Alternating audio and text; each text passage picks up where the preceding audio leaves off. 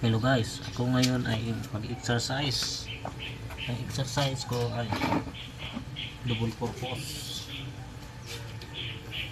Putol-putulin ko itong kahoy dito para pandagdag ko itong gatong sa ibang araw ba, habang hindi pa ko inaantok, para hindi masasayang yung araw ko. Kasi kung gabi naman ako ngayon, exercise na rin to, nagagari habang walang ginagawa. Pagdating kasi ko dito sa bahay, hanap talaga ko ng paraan kahit ano akong gagawin para hindi masayang ang oras ko ba, kasi hindi pa naman ako inaantok. Pagpapos oras lang ba, ready ko lang to sa susunod na araw. Mapupul-putol na lahat yung kahoy ko, dali ko na lang i-kulakul.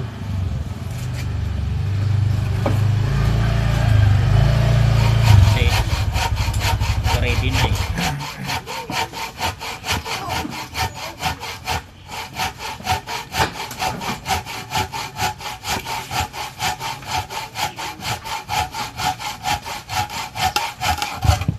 Cool now.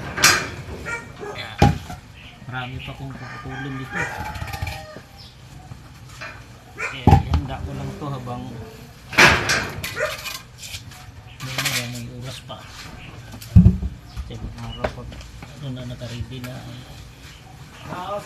ano ko na to, ipapalakol ko na to. Kasi may palakol ako dyan eh. Sayang oras. Ang exercise ko, exercise pa ako, may panggatong pa ako, diba? Sabihin ay double purpose, hindi sayang ang oras. Habang nakaupo ako dito, exercise pa yung katawan ko, may panggatong pa ako, diba? Dito sa tinitirahan ko,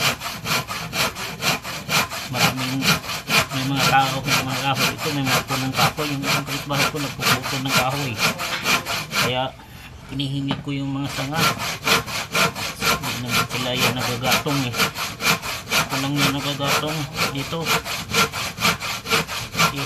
Titipid din kasi ako dahil mahal ang gas, kaya pakinabangan ko yung mga kahoy, yung mga sanga ng kahoy na talapon na rin nila. Hindi ko na lang talaga magpapinabangan ko.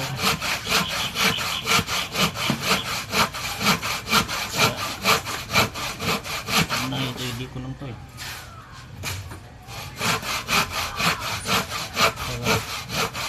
Ano nga kuya? Tuyot nito. Display? Ang gatong. Gatong yan? Oo. Laking bagay yan. Pero kaya lang, patulong pa no? So, Basa eh.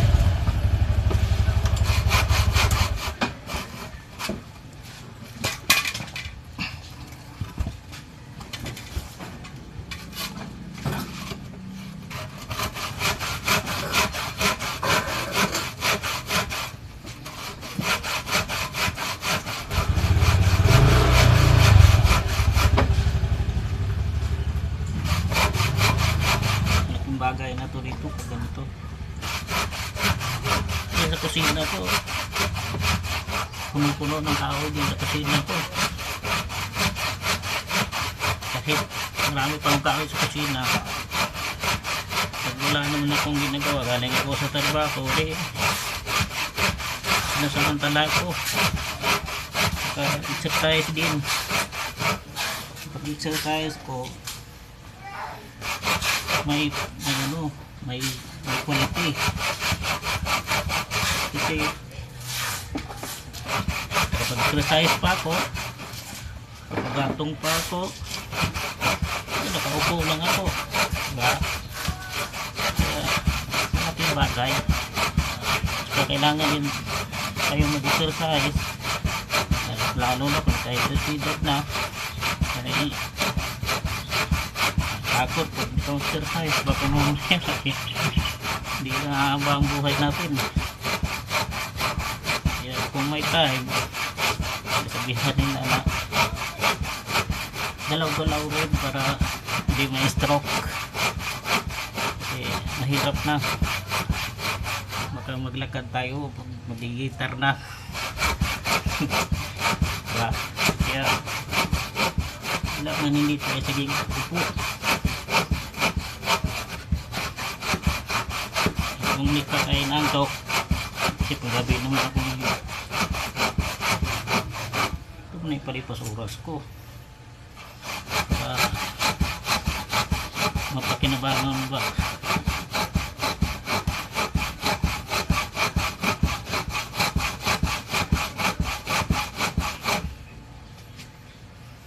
Susunod na araw pagkalakol ko na to.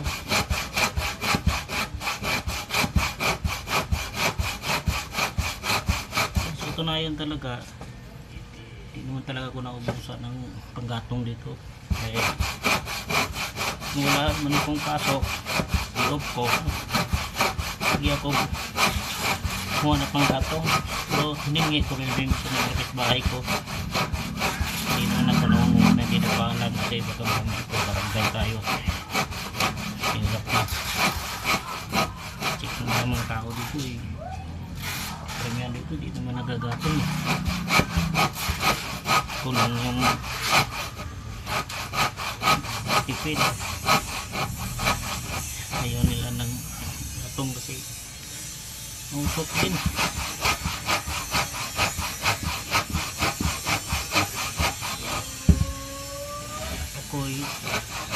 Meron naman ako dyan ako nagawa kong singan na nakahoy parang pugon pinabahan ko kaya mga nakahoy-kahoy ng mga kapitbahay ito ibigay sa akin dahil alam nila dadatog ako nabili din ako ng gas kung talagang wala ka ng kahoy baka lagluwag na rin sa ngayon medyo wait pa ngayon kaya sugat muna ako sa kahoy.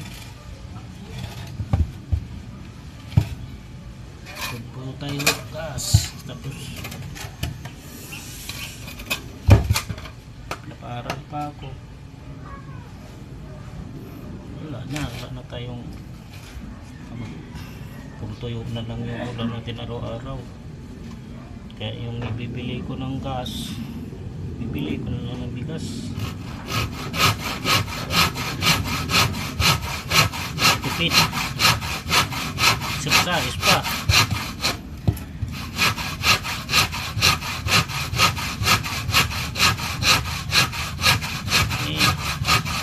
wala akong ginagawa para ito sakit yung katawan ko hindi ko sanay kasi sa walang ginagawa yung mga nakaupo lang dito sa kaya gusto ko yung tingin ko sa bahay kung gabi ang duty ko may nagagawa akong trabaho maya habang ako malaw na natutulog ako isip ko ng alas 4 prepare na naman ako ng gamit papasok na naman sa trabaho. Ganito talaga ang buhay ng mahirap. Hindi tayo kumayo. Hindi tayo mabubutay. Saka ano tayo?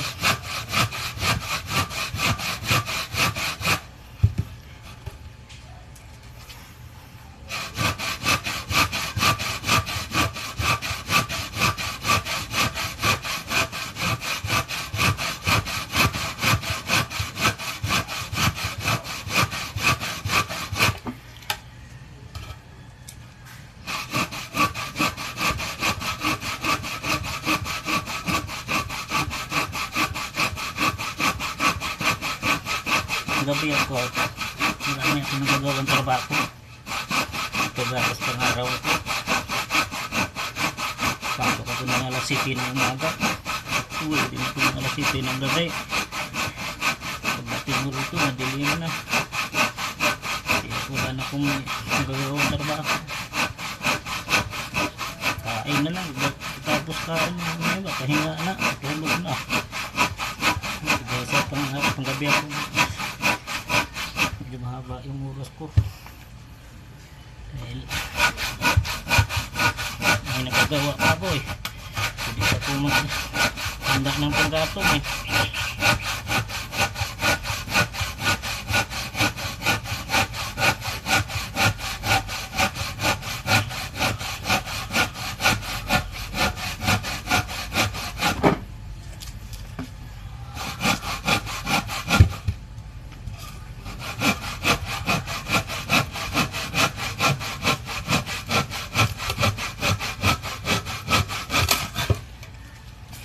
Putol na.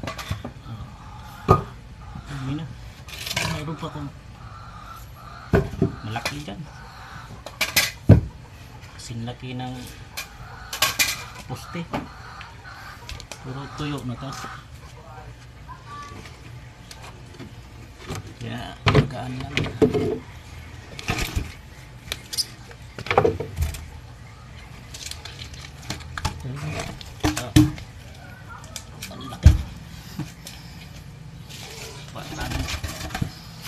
Ligi.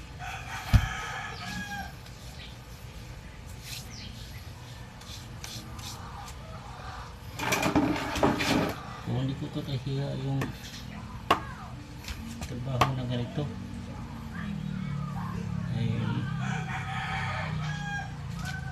sadyang mahirap naman talaga ako.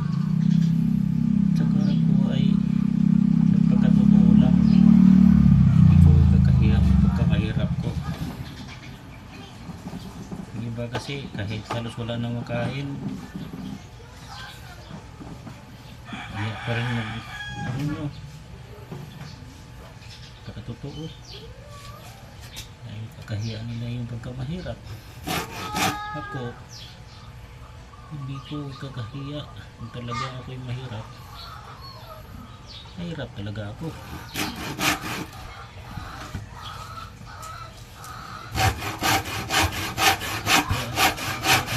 Ulam pa ulam asin.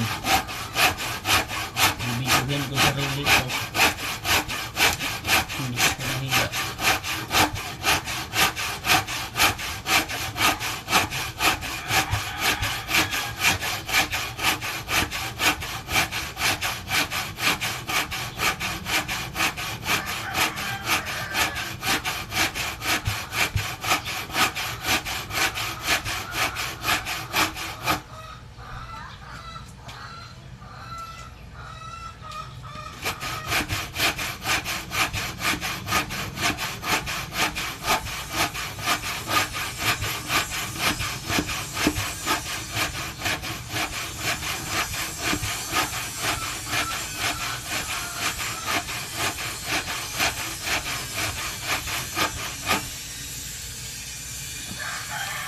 Guys, nakikita nyo na yung ginagawa ko. Sana i-like nyo naman yung video ko kahit video hindi naman maganda.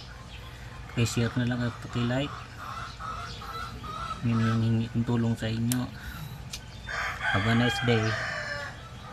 Thank you for watching.